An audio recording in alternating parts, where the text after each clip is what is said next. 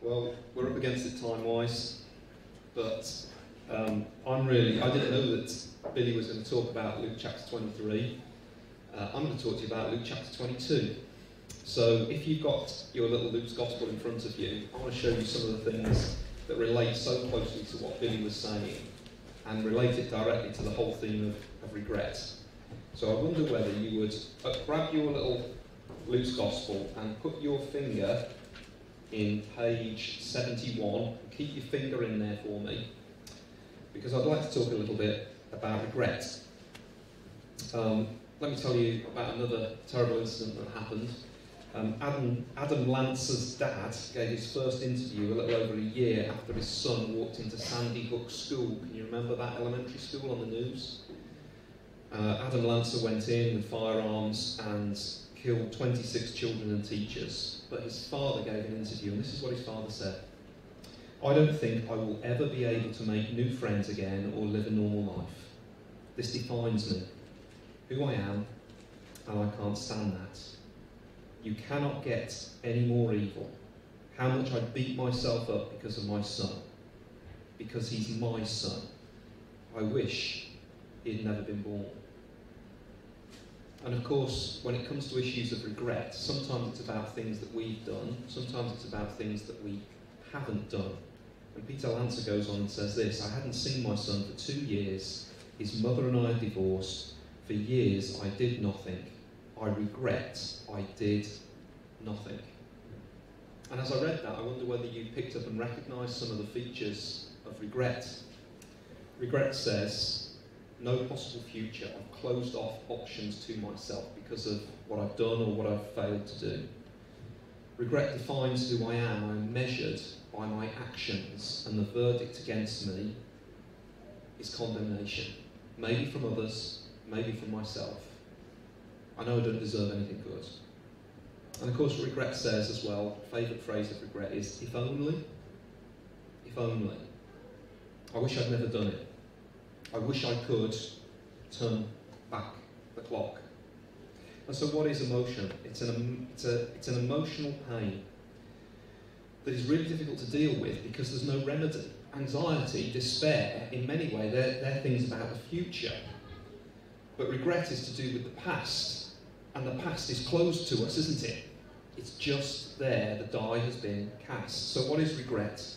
It's a crushing emotional encounter with the past in the present that seems to have mastery over my future. We're all thinking of things right now that we wish hadn't been part of our story. And in fact, if I was to put some of the things that you're thinking about on the screen right now, you'd probably want to run out of here and move to another country, wouldn't you? Which of us are the people that we could be, should be, or ought to be? But many of those things are hidden in our stories, aren't they? Or are they? Because there is one set of eyes, says the Bible, that sees and knows everything that we've done. The Bible tells us the story about a God who is present, and he has a verdict on what we've done with the lives that he has given us, what we have given ourselves to, how we have treated other people, and most definitively, what place we have given him in our lives. And we're going to look into this little story that's found in Luke chapter 22 here on page 71, because there is somebody here who had a terrible encounter with regret. He's one of the most famous Christians. There is a huge cathedral named after him in Rome. It's St. Peter. So let's catch up with the little story. Can you see at the top of page 71 where it says Simon? He's Simon Peter. So I'm just going to call him Peter. And the Lord Jesus says to him, verse 31, "Simon, Simon, Satan has asked to sift all of you as wheat. But I have prayed for you, Simon, that your faith may not fail. And when you have turned back, strengthen your brothers." But he replied, "Lord, I am ready to go with you to prison and to death." And Jesus answered, "I tell you, Peter, before the cock crows today, you will deny 3 times that you know me." Are you already getting a picture of how bold Peter is? In his own mind, he is a certain kind of guy, and it's a great kind of thing. Loyal, faithful, brave, will stand with his brothers. That's the picture that he has of himself. And each one of us in this room, we have a sense of who we are because we aspire to be those things. But sometimes our aspiration exceeds our delivery of that. We judge ourselves by our very best intentions. We want to be noble. And so there's the self-talk there. Lord, I'm ready to go with you even to prison and death. And Jesus looks at him plainly and says, I tell you, Peter, before the cock crows today, you will deny 3 times that you even know me. Peter has an image of himself, dare we say, a delusion of himself.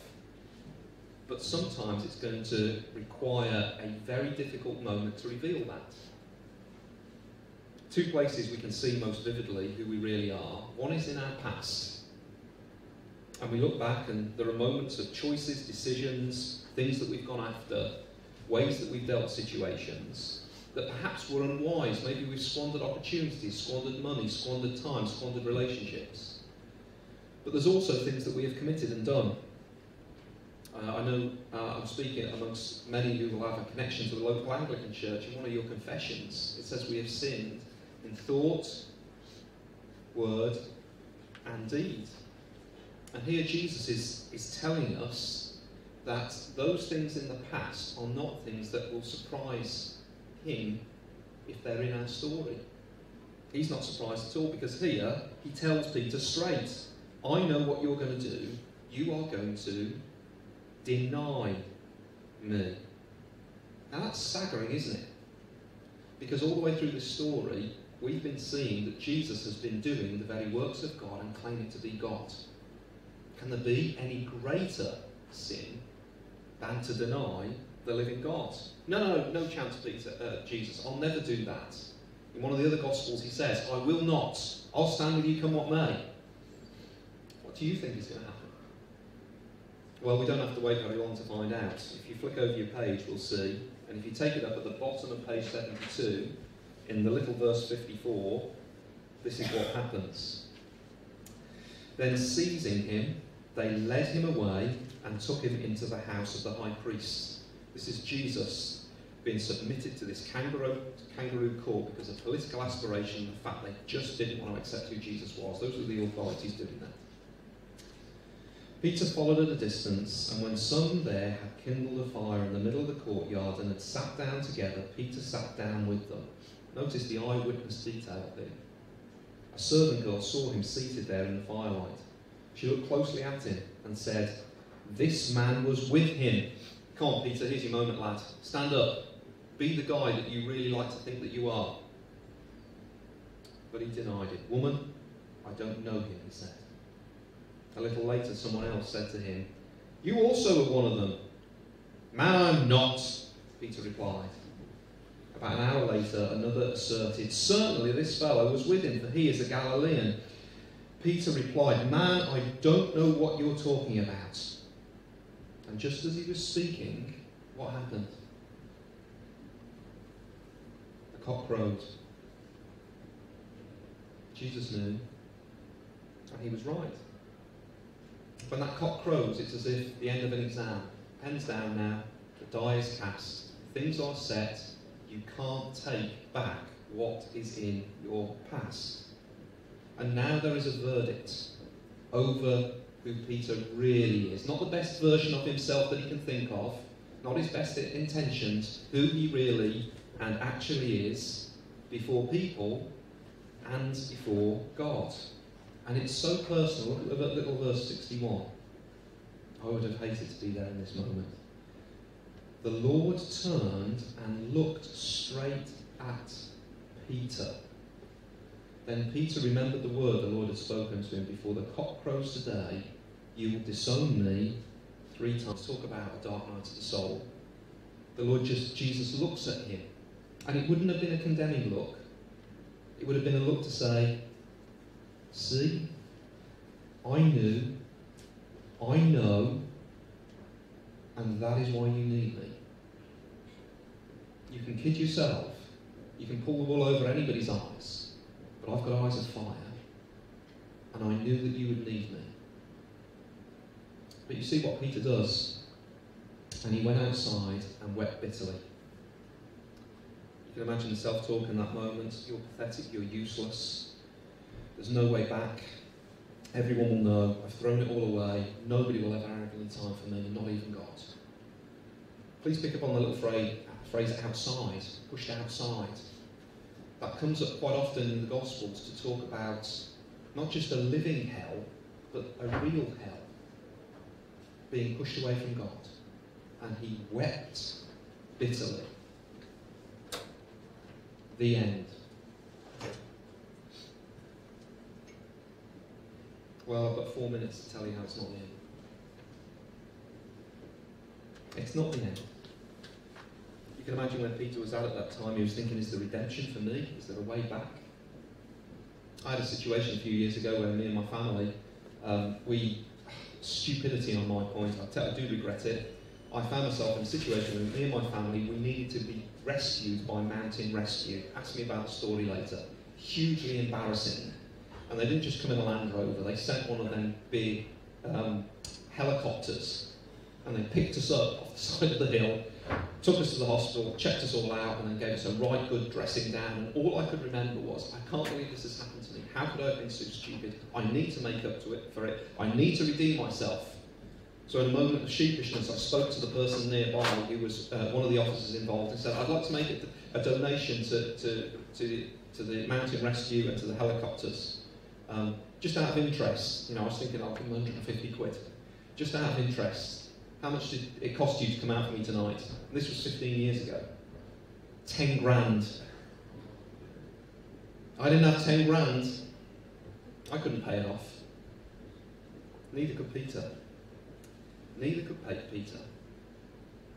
But right in the middle of this is the shadow of the cross over what Peter has done. He's right in the middle of it. Because Jesus goes now on trial, and they bring accusation after accusation to say, you deserve death. But nobody could do it. He is declared innocent. But he goes to a cross anyway. The cross is a death sentence for betrayal, for rebellion, for being murderous and for being hateful. Jesus had done none of that. So the question that we are left with is, if he is not dying for his own sin and guilt, whose sin and guilt was he dying for? And of course, in this moment, the penny drops for Peter. It's for anybody who has offended the living God. It is for anybody who has sinned against him. It's for anybody who carries regret and guilt and knows that they cannot redeem themselves before a holy God. And Jesus went into this not under compulsion, but out of love and grace. In fact, you could argue that his love compelled him. You see, in the Christian story, as Billy has unpacked for us, we do not redeem ourselves. Our debt is too big. It is a lot more than 10 grand. But he who was sinned against, we've got 1 minute, was willing to redeem. I need to take you to one more sentence and I wrap up in 60 seconds. If you flick over your page, you'll find at the bottom of page 77, Peter comes up in the story again. When there is news that Jesus hasn't just died in the place of sinners, he is raised again, he can barely contain himself. If it were me, I would run the other way. I'm going to be found out. But not Peter. He knew something about Jesus. So the little verse 12 at the bottom says this. Peter, however, got up and ran to the tomb. Did you hear that? He ran in the direction of the one he had failed. Can I say my last sentence for tonight is, many of you will be nervous about doing that. But could I encourage you to run in the direction of Jesus? Because you will receive an amazing portion of grace. For some of you, you're in the midst of your regret. Allow your regrets to drive you towards his grace. Can you do that? Oh, I'd love to talk to you more about that. We're going to wrap up.